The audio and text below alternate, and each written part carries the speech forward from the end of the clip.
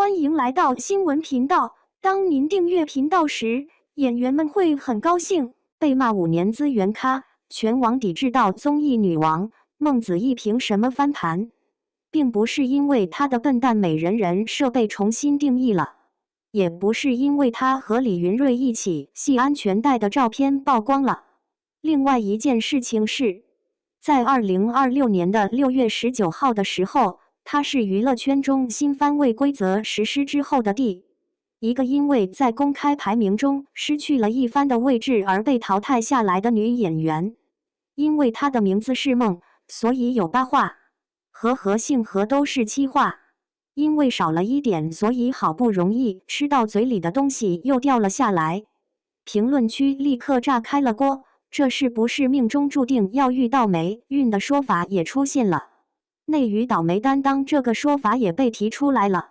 但是我想说的事情是另外一件事情。当你们搜索她的白得发亮的生活照和一组纯欲风格的照片的时候，是否曾经想过这样一个问题：一个在网络上已经被骂了5年的作精资源咖，又是怎样支撑到现在呢？答案可能会令你感到惊讶，并不是因为长相好才这样做的。她的脸很厉害，170厘米高挑身材，翘臀大胸，在人前总是带着温柔的笑容，仿佛被路人用相机拍下了一道美丽的风景线。但是娱乐圈缺少漂亮的面孔吗？没有缺乏的情况，并不是因为有钝感力才这样做的。把唱歌难听设置为手机铃声听起来很酷是吧？但是你如果真的遭遇过他的网络暴力的话，就会发现这个东西一点作用都没有了，就是把被人讨厌当作一种生产力来对待。把时间轴理一理，一年级毕业季2016年播出。由于化妆的问题与老师产生了分歧，并且说了一句小偷的脸未必是黑色的，于是这句话就被剪辑放大成了顶撞导师、耍大牌、公主病。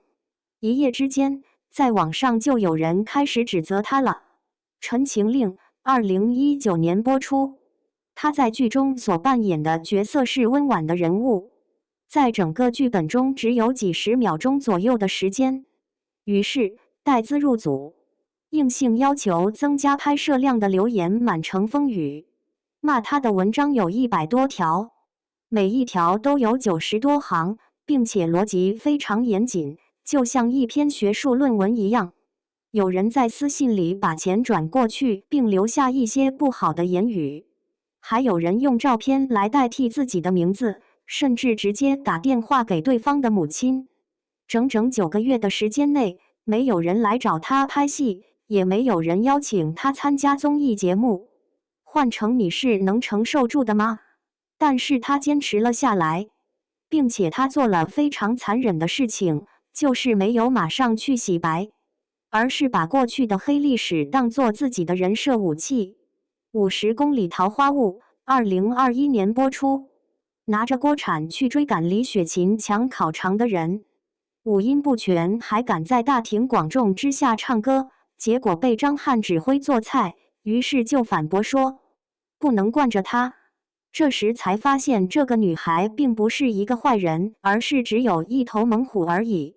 她不会假装，也不会摆出一副高人姿态来掩饰自己的脆弱。你理解了没有呢？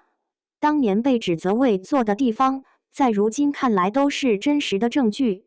当年骂他是没礼貌截图，现在已经成为了证明他是真人的一种证据。这就是洗白的意思吗？这就相当于把舆论上的利剑取下来之后再磨砺一番，变成自己手中的兵器。由原来的全网公敌变成了现在的梦姐，这中间花了5年的时光。那么接下来会发生什么呢？而我们现在所见到的就是综艺节目接二连三的来。桃花坞6季的老面孔奔跑吧强势回归，剧本已经排到了3年之后了。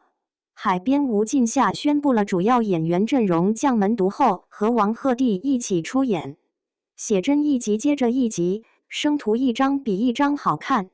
但是最可笑的地方是什么呢？就是当年因资源咖而受到5年指责的人。再回过头来看的时候，他值得这3个字吗？他说过的一句话很扎人，我不配得上资源咖这3个字。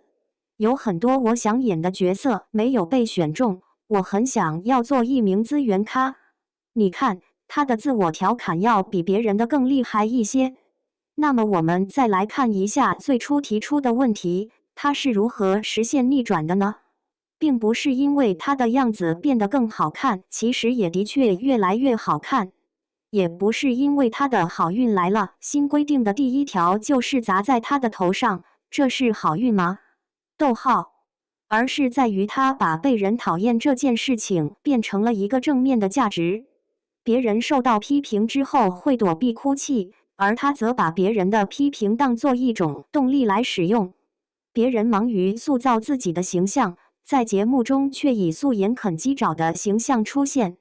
别人都很小心的害怕说出错误的话，但是他把唱得不好听作为自己手机铃声。这个女生最大的优点就是能让曾经骂过自己的人也承认自己很有本事。目前所有的网络都刷到了孟子一好可爱的状态，弹幕中都是孟姐 views。但是我要问的是，当年骂他是作精、资源咖的人们，现在的看法是什么样的呢？